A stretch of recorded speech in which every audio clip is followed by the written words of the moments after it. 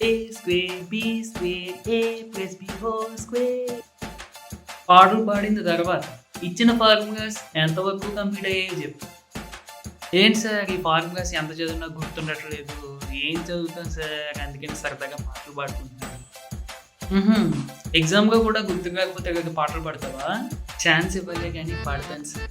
Sir సర్లే sir ఇవన్నీ కాదు కానీ ఫార్ములాస్ గుర్తుంచుకోవడానికి ఏమైనా టిప్స్ చెప్పండి సార్. ఆహా! చదువు మీద ఇంట్రెస్ట్ కూడా ఉంది అయితే నీకు. ఓకే. నువ్వు చదివిన ఫార్ములాస్ గుర్తుంచుకోవడానికి నీకు కొన్ని పాయింట్స్ చెప్తాను. జాగ్రత్తగా విని నేను చెప్పినవి అప్లై చేసుకో. ఓకేనా? Hello students, this is Santosh. Welcome to Vedantu APNTS 9 and 10. ఈ వీడియోలో మనం చదివిన ఫార్ములాస్ ని గుర్తుంచుకోవడానికి ఒక 4 పాయింట్స్ తెలుసుకుందాము. ఈ 4 పాయింట్స్ నీ ఫ్రెండ్ కు కూడా తెలియాలి కాబట్టి ఈ వీడియో నువ్వు చూసి నీ ఫ్రెండ్ కూడా మర్చిపోకుండా షేర్ చేసేయ్. ఓకేనా? ఇందులో మొదటి పాయింట్ ఆరిజిన్ లాజిక్ మెథడ్. అంటే మనం ఒక ఫార్ములా చదువుతున్నప్పుడు చాలా మంది 5 times 10 times రాసి గుర్తించుకుంటారు. లేదంటే కొంతమంది మళ్ళీ చదువుతా గుర్తించుకుంటారు. మేబీ ఒక్కొక్కరికి ఒక్కొక్క మెథడ్ ఉంటుంది. అయితే ఇక్కడ ఆ ఫార్ములా ఎలా వచ్చింది, దాని వెనకాల ఉన్న కాన్సెప్ట్ ఏంటి అనేది బేసిక్ నుండి నువ్వు తెలుసుకుంటే ఆ ఫార్ములా నీకు బాగా గుర్తుంటుంది. ఎందుకంటే ఆ ఫార్ములా గురించి నీకు కంప్లీట్ క్లారిటీ ఉంటుంది కదా. ఇంకా అర్థమయ్యేగా చెప్పాలి అంటే మనకి కొన్ని ఫార్ములాస్ డెరివేషన్స్ తో పాటుగా ఉంటాయి టెక్స్ట్ బుక్స్ లోనే. ఆ డెరివేషన్స్ ఒకసారి అబ్జర్వ్ చేయండి. మీకు ఒకసారి అబ్జర్వ్ చేస్తే మీకు ఐడియా వచ్చిందంటే ఇంకా ఫార్ములా మీరు మర్చిపోరు. అర్థమవుతుందా? కాబట్టి ఆ ఫార్ములా వెనక ఉన్న లాజిక్ ఏంటి, దాని వెనక ఉన్న కాన్సెప్ట్ ఏంటి అనేది జస్ట్ ఒకసారి అబ్జర్వ్ చేయడానికి ట్రై చేయండి. అర్థమైందా? నెక్స్ట్ ఇదే ఫస్ట్ మెథడ్ మనకి. రెండోది ఏంటంటే యాక్చువల్గా మెథడ్ అని కాదు, ఇది ఒక టిప్ లేదా ట్రిక్ అని అనుకోవచ్చు. మీరు ఏమనుకుంటే అది. సెకండ్ది రిమెంబరింగ్ యూజింగ్ ఫేవరెట్స్. ఇది నా ఫేవరెట్ చెప్పాలంటే. ఏంటంటే ఇక్కడ ఫార్ములాస్ ని మనకి నచ్చిన థింగ్స్ యూజ్ చేసి గుర్తించుకోవడం. మేబీ మన డైలీ హ్యాబిట్స్ అవ్వచ్చు, లేదంటే షర్ట్స్, ఫ్యాన్స్, ఏ వస్తువులైనా అవ్వచ్చు. Mobile phones, electronics, laptops, games, favourite actors, ఏదైనా. లేదా ఇంగ్లీష్ లో మనకి కొన్ని సెంటెన్సెస్ ఉంటాయి. ఆ సెంటెన్సెస్ యూజ్ చేసి గుర్తించుకోవడం. అంటే ఏదైనా ఒకటి వేరే దాన్ని యూజ్ చేసి ఫార్ములాని గుర్తించుకోవడం అన్నమాట. మీకు ఒక ఎగ్జాంపుల్ చెప్తాను చూడండి. ట్రిగ్నోమెట్రిక్ లో ఆల్ సిల్వర్ టీ కప్స్ అని చెప్పి ఉంటది. యాక్చువల్లీ అది చాలా మంది ట్రిగ్నోమెట్రిక్ గా కాన్సెప్ట్ ఏమనుకుంటారు అంటే ట్రిగ్నోమెట్రిక్ గా మనం వెండి, సిల్వర్ అంటే వెండి కదా, కప్స్ అంటే వెండి కప్పుల గురించి చాలా మాట్లాడుకుంటామేమో అని అనుకుంటారు. కాదు, ట్రిగ్నోమెట్రిక్ లో 4 quadrants గ్రాఫ్ లో ఈ 6 ట్రిగ్నోమెట్రిక్ రేషియోస్ ఉంటాయి కదా, సైన్, కాస్ ఇవి ఉంటాయి కదా. ఇవి పాజిటివ్ నెగిటివ్ అనేది రిప్రజెంటేషన్. అవి గుర్తించుకోవడానికి మనం ఆల్ సిల్వర్ టీ కప్స్ అనే సెంటెన్స్ యూజ్ చేస్తామన్నమాట. అలాగా అంటే ఇది ఒక ఎగ్జాంపుల్. మనకి తెలిసింది లేదంటే మనకు నచ్చినవి యూజ్ చేసి ఫార్ములాని గుర్తించుకోవడం. ఇది కంపల్సరీ వర్క్ అవుతుందండి. ఓకే, అంటే ఇది వర్క్ అవుదని కాదు దాని ఉద్దేశము.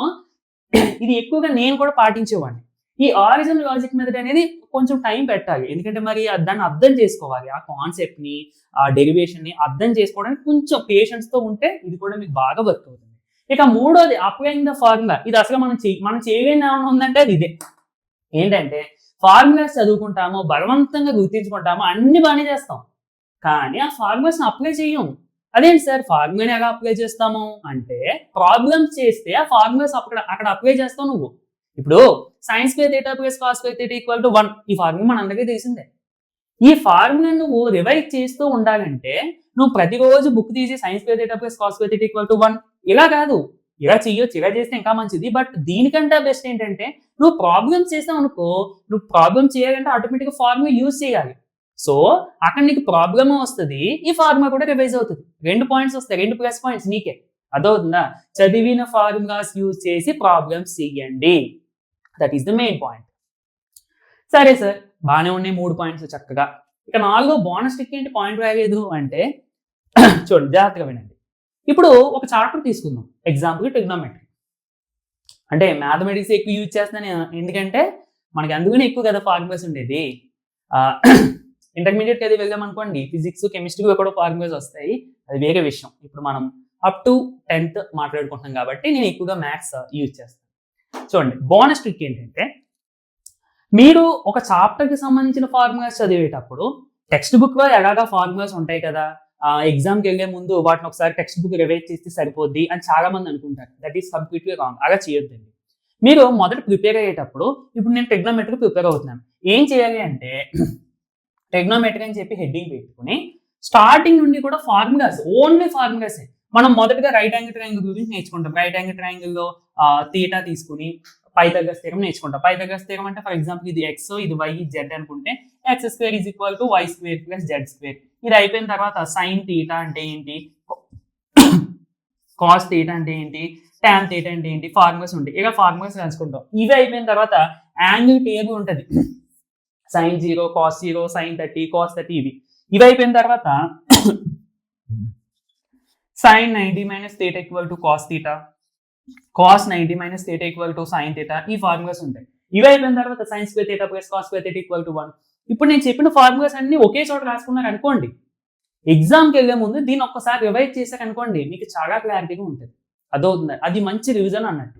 ఓకే, అండ్ ఇవి రాసేటప్పుడు ఇఫ్ ఇన్ కేస్ ఏమైనా డయాగ్రామ్స్, ఏమైనా ట్రీ డయాగ్రామ్స్, ఏమైనా గ్రాఫ్లు యూజ్ చేసి గుర్తించుకునే విధమైన ఫార్ములాస్ ఉంటే అవి కూడా డ్రా చేసుకోండి. ఎందుకంటే మన బ్రెయిన్ అండి థియరీ కంటే డయాగ్రామ్స్ బాగా గుర్తించుకుంటుంది. దట్స్ వై ఒక పెద్ద మ్యాటర్ని గుర్తుపెట్టుకోవడం కష్టం, కానీ ఒక పెద్ద డయాగ్రామ్ ఎనలైజ్ చేయడం ఈజీ మనకి. దట్స్ వై ఇఫ్ పాసిబిలిటీ ఉంటే మాత్రం డయాగ్రామ్స్ యూజ్ చేసి గుర్తించుకోండి. ఓకేనా? కంపల్సరీ ఈ పాయింట్స్ మీరు ఫాలో అయితే, ఈ టిప్స్ మీరు ఫాలో అయితే మీ ఇంప్రూవ్మెంట్ మీకే తెలుస్తుంది. ఓకే, వీడియో నచ్చితే తప్పకుండా లైక్ చేయండి, మీతో పాటు చదువుకుని మీ ఫ్రెండ్స్కి షేర్ చేయండి, మన ఛానల్ని సబ్స్క్రైబ్ చేసుకుని డైలీ ఫాలో అవడానికి అయితే ట్రై చేయండి. నెక్స్ట్ వీడియోలో మళ్ళీ కలుద్దాము. Thank you for watching.